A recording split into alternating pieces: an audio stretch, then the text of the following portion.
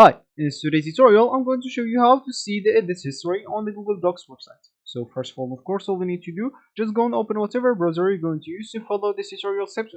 So of course, here in my case, I'm actually using Brave, but of course, in your case, you can use any other browser could be possibly working for you. Once you open your browser, just go to the URL section and simply type Google Docs, hit the enter button, that will take you into this page. From here, you'd like to click at the first link and make sure not an ad or advertisement, and once you do that, you'll find yourself here at this page. Of course, from here, you'll have to click at sign in to log in into your account if you have one. But if you don't, you'll have to click at sign up for free to create your account.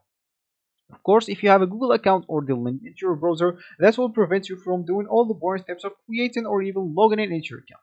So once you did one of those two options, you'll find yourself here at this page, and from here you'll be able to create a new blank document, or just go and open some of your templates here on the Google Docs, which is totally free, or you can just go and open some of your recent documents, which I'm going to do, and the document is already empty.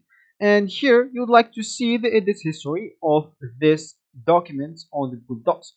So of course, if you want to do that, you'd like to go and see this last edit was 2 minutes ago. So of course, if you edited something, and as you can see, you'll say save in here. Last edit was a second ago because I just added an H. So of course, if I delete it, that will change as well to 1 second ago.